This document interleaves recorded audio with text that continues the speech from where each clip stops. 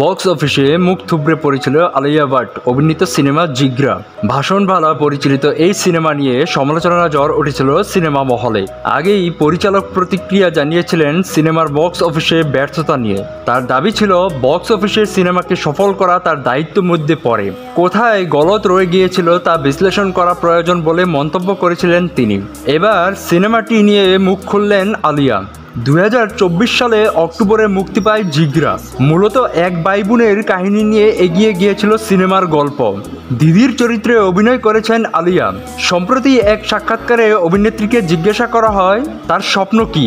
জবাবে আলিয়া জানান অভিনয় নিয়ে তার স্বপ্নের কোনো শেষ নেই। অভিনেত্রী আরও বলেন, আমার মনে হয় অভিনয় করে আমি কখনো তৃপ্তি পাইনি, আর আমার এই ভাবনাটা ভালোই লাগে। গত বছর আমার একটা সিনেমা ভালো ফল করতে পারেনি, এই ঘটনাটাই আমাকে শক্তি জুগিয়েছে যে আরো ভালো কাজ করতে হবে।